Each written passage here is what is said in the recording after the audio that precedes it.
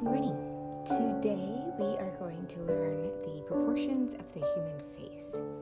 This will help you anytime that you're trying to draw a portrait, or even if you're trying to cartoon a face, then you'll know exactly how to exaggerate it in the right ways to make it look like a cartoon.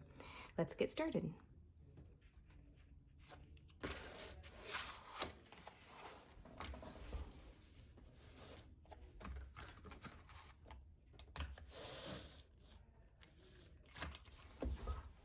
We're working in our sketchbooks, but our plan is to practice in our sketchbooks and then do the same thing for a project on one of our multimedia pieces of paper. So we're going to go ahead and use the mixed media paper to give us the overall size of our eventual project. So go ahead and trace the size of your mixed media pad, and then you can put that aside. Now, every time that we start with a portrait, we start with a circle. This is the top of the head, and then the jawline will be down and below that. You can take your large circle template and put it so that the bottom of it is just above the halfway mark. Go ahead and trace it, but trace it really lightly because these are lines that you're going to erase. Now this is the top of the head. The eyes are going to be in here, the jaw is going to be below. And generally the jaw is considered about half the distance of the circle, or also the radius of the circle. So we can use our handy dandy proportion divider in order to figure out the perfect distance down. What we want to know is what half the distance from one edge of the circle to the other edge of the circle is. That's also the radius. So if we go back in our sketchbook to our proportion divider cheat sheet, then we can see that in order to take a line and divide it into halves, we want to put the button in this position. So it's 1, 2, 3, 4, 5, this sixth hole. That's what we're looking for. So we're going to move the proportion divider so that it is at 1, 2, 3, 4, 5, 6, the sixth hole, and slide in that button. Now, if we do this correctly, then it should mean that when I open my proportion divider, the long legs are measuring across from each other on the circle, and that means that the short legs should be half the distance from the edge of the circle to the middle of the circle, and that looks pretty good. This measurement is what we want. So we want to come down off of the bottom of the circle about halfway. And that's going to be our chin.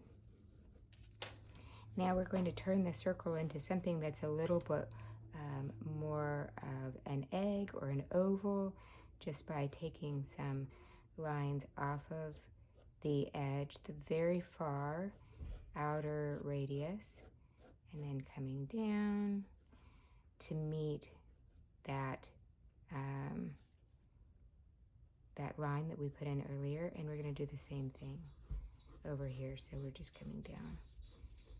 I like to do these kind of like nice light sketchy lines so that I don't have to feel like each line is perfect. Now you can erase the bottom of the circle. We no longer need that. And if you drew that really lightly, then it should be nice and easy to erase. Now the eyes, this is the top of the skull, so hair is going to be a little taller. The eyes are going to be halfway between the top of the skull and the chin. And again, we can use our proportion device to help us with that. It's already set for the halfway division. So we can take our long legs and put it at the top and the chin. And then if we turn it around without changing the distance, then from the top of the head to here, this is about halfway.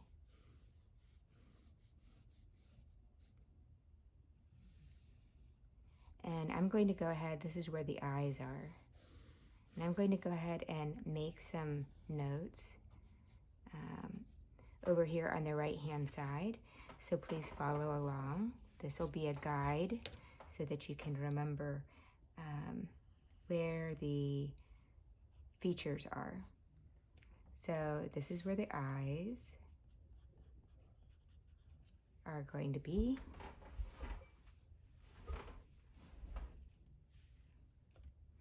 And this is the top of the head. And this down here is the chin. And this dimension is half, and this dimension is half. So the eyes are going to be right halfway between the top of the head and the chin. Now the trickiest measurement is actually in the eyes. The eyes, if you divide this line into fifths, then the eyes are 1/5 in from each side, and there's 1/5 in between where the nose is. So let's get our proportion divider set to fifths. I can see that it should be 1 to the second button up. So change my proportion divider to the second button up. Then come back over here. And now if I take my long legs and I measure from side to side, I should have fifths. So if I give myself little tick marks,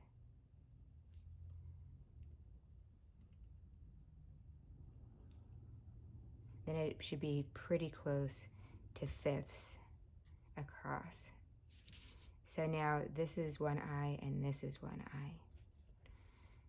And the eyes are typically almond shaped, and you can just do a simple, I'm going to make this one just a hair wider.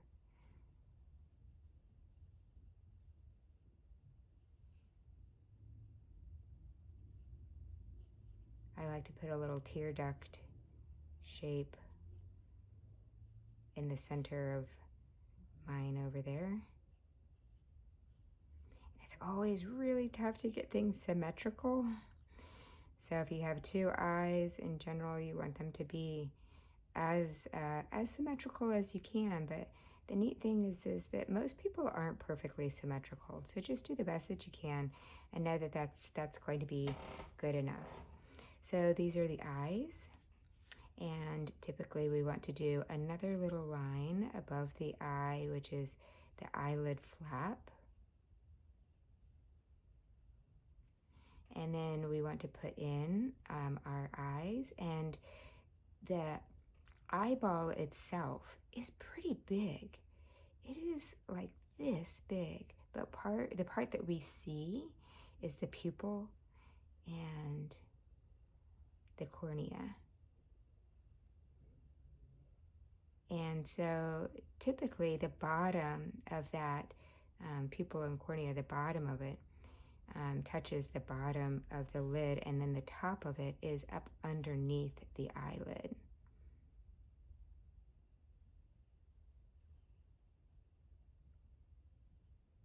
Something like that. And just depending on if your eyelids are a little bit more closed, if your cornea and pupil is a little bit, iris. Ooh, I keep saying cornea, but I meant iris. Cornea, iris, pupil. Depending on if that's a little bit wider or a little bit less, then it really ends up adjusting for the emotion, the look of emotions in the eyes.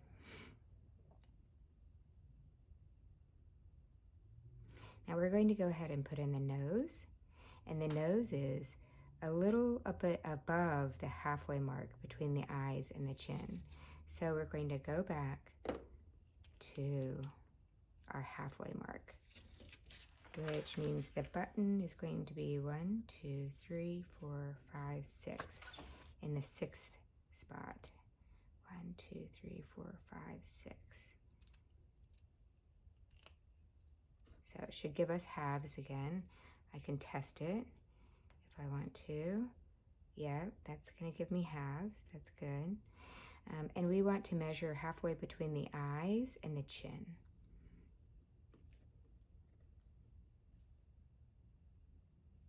Okay, I have it set with my long legs. Now I'm turning my proportion device around, and this is the halfway mark between my eyes and my chin. This is going to be the very bottom of my nose, so the tip of my nose is going to be above that line. And we can make the outside of the nose is going to be in alignment with the inside of the eyes. So the way that you make noses are so weird. The way that you make a realistic looking nose is that you kind of give yourself a little sense of where the tip of the nose is, and then you come out and do kind of this like nostril shape out here. And then we can use shading to make it a little bit more believable.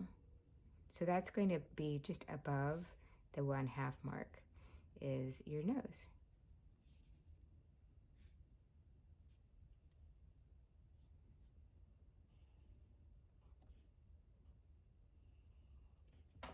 One half, 1/2, and this is the nose. And then the lips are just about halfway between the nose and the chin. So again, we already have our proportion divider set.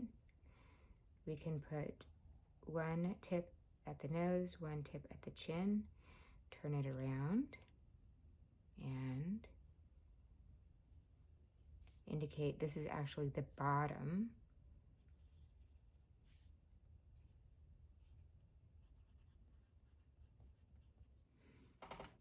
of the mouth. Ooh, that was not a very straight line. That's okay. So the mouth itself, if we were to draw guidelines down from the center of the eyes, that would be the width of our mouth. And we can make this kind of like hammock shape here for the bottom of the mouth. That's the bottom of the mouth. And then the top of the mouth, we can make this little, another kind of like little hammock or basket shape.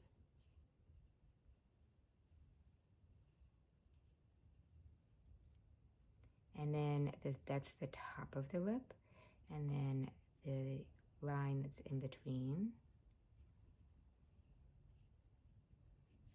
is something like that. And he looks a little bit frowny, right? Well, gosh, we can change that. It doesn't take very much.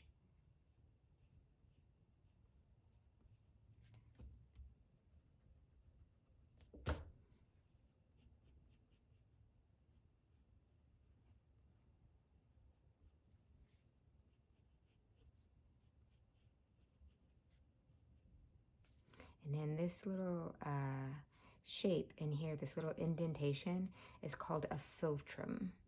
It's just a fancy little word. And the chin, generally you have a bit of a chin shape that does something like that. And now we can look at the eyebrows.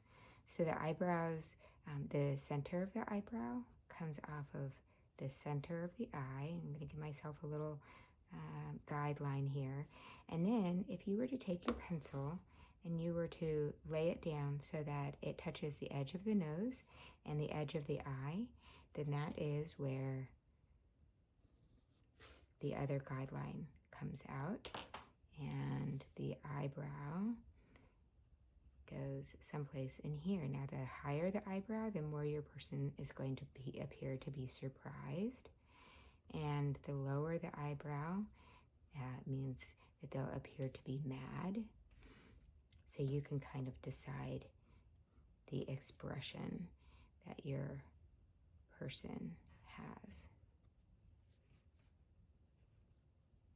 The eyebrow tends to be arched, and in general, because women in society today shape their eyebrows, then a thin eyebrow might make it look feminine, more like a girl, and a thick, heavier eyebrow might make it look more like a boy.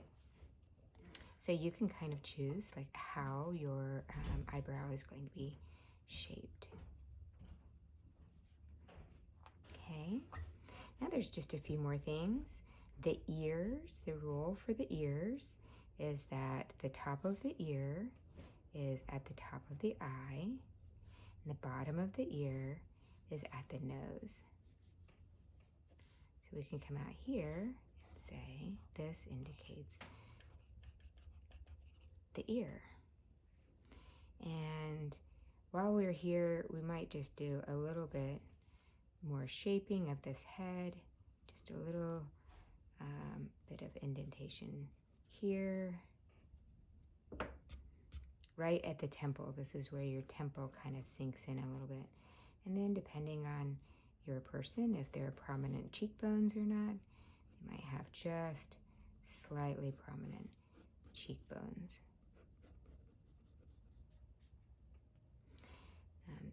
The ear is from the front. It just kind of looks something like that. Everybody has slightly different ears, so something like that is pretty good. And the thickness of the ear, sometimes you see it here, something like that. Ears are funny. And one over here as well.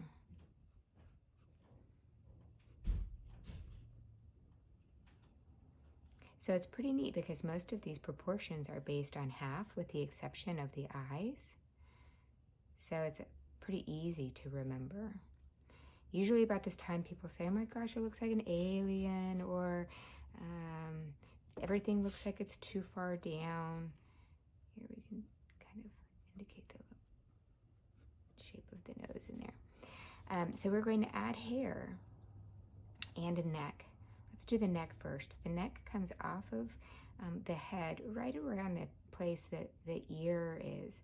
And again, this is another place where there's a slight difference between male and female. And these are all proportions of the standard human, adult human. So these proportions would be a little bit different if we were doing pictures of younger kids. But the neck usually comes off of the ear, kind of goes a little bit in toward the person, toward the chin, and then curves out. It's a lot thicker than what you might think. It has to hold up this entire head. And if it was a male head, then I might bring it straight down. So it just depends. This is looking a little bit more female, but all I would have to do to change it to more of a male face is to have a thicker neck and thicker eyebrows. And of course the hair makes a big difference too. So let's go ahead and give some shoulders. And for hairstyle is really unique. For this, since it's starting to look a little bit feminine, I'm going to go with that and make it a female. And this is actually the top of her skull, but her hair would come up a little bit more. And you can do all kinds of hairstyles. I'm just going to go ahead and do a simple, like if she had bangs, something like that.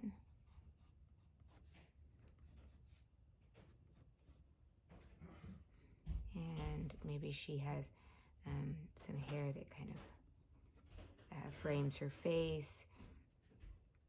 If this was a boy, then or a man rather, then he might have sideburns that come down. She just has some hair that comes down. Oh, that's really a cute short haircut, isn't it? Like I could just like leave it something like this and it would be a darling short haircut. Or I could also make it a little longer. Maybe she has longer hair. So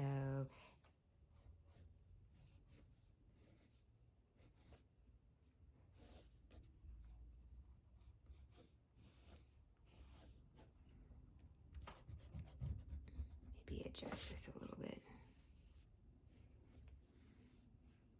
Maybe even a little bit bigger.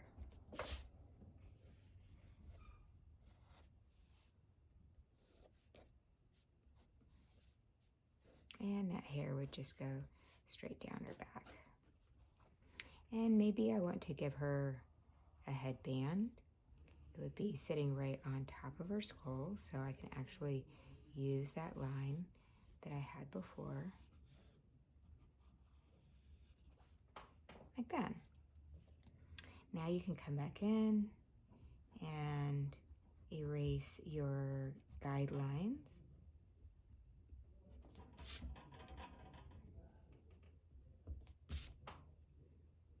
And you have an accurately proportioned face. Now, if you would like to do some shading with me, I feel like shading is the thing that really brings it all to life. So I'm going to zoom in a bit and show you how you can make it look not only proportional, but three-dimensional as well. So let's start with the eyes.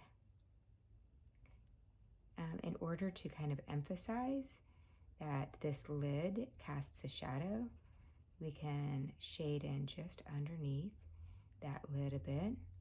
We can shade in her pupil and her iris, and I'm going to leave myself a couple of highlight areas like that so that you can see the bounce of light. Same thing over here. Leave myself a couple of highlights. Darken the top of that lid. And then shade in.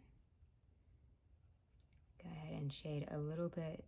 The lid itself is creating a shadow.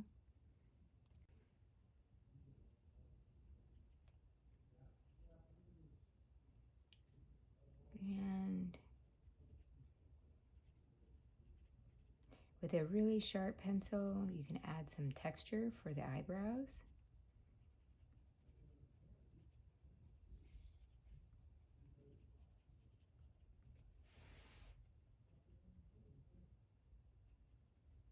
And you can add some eyelashes. One easy way to make eyelashes is to realize that they're going to be coming out toward you, and they're actually going to curve underneath the eyelid itself because they're coming out toward you. So you can make these like little curves in here and then extend those out, and that actually makes a much more realistic looking eyelash. We can go ahead and color in the hair. I'm going to turn my pencil on its side.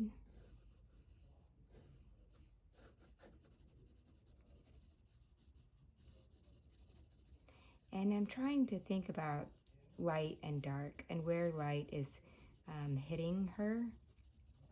The light's coming from above.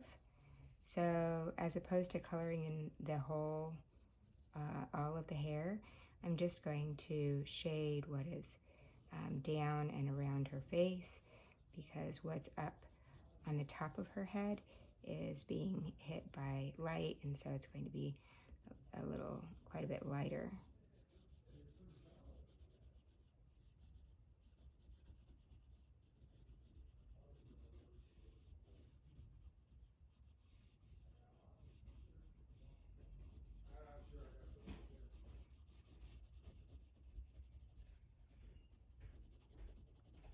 get some real darks in there if we can. It's a good way to separate her hair from the rest of her. Especially the hair that's right by her neck tends to be quite dark. It doesn't get as much sunlight, so if there are any highlights, then you don't see them right next to her.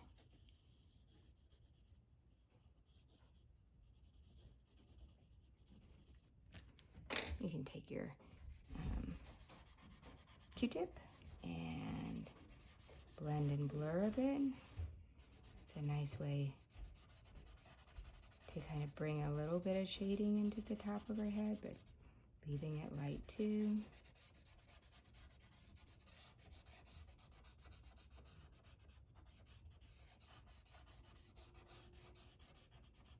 And then, since I have a Q-tip with some graphite on it, this is great to use in other places. So I can go ahead and get a little bit of shading between her nose.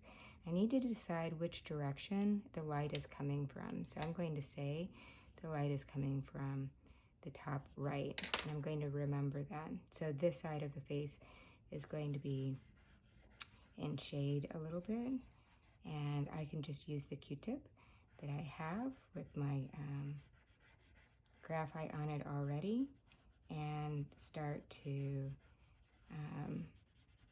show that this side of the face, the left side of the face, is more in shade. So I'm not coloring over the whole thing, I'm just finding where the left side of the face would be in more shade than the right. Under her eyebrows, between her eyebrows and her eyes, is going to be in shade.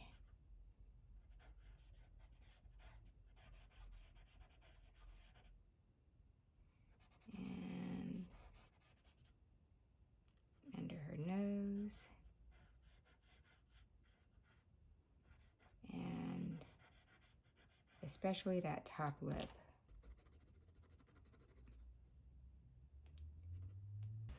And darken that top lip.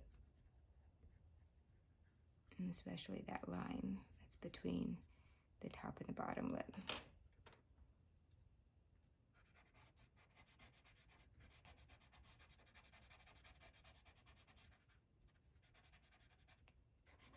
And just continuing the shading down a little bit. Again, just on the side that's opposite my sun.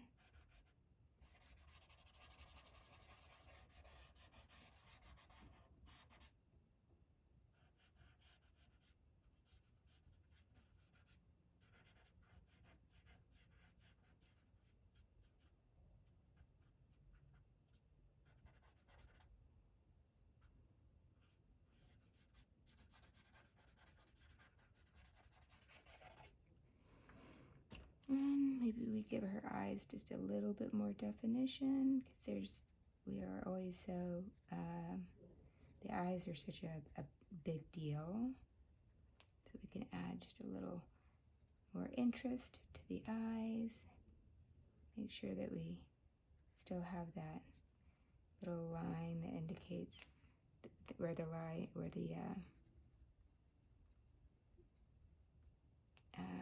eyelid is. Maybe this needs to be a little bit bigger.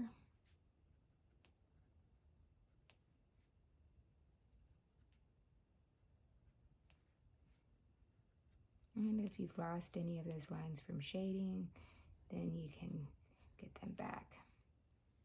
And maybe she has some kind of like top on. And maybe we make this a little bit darker.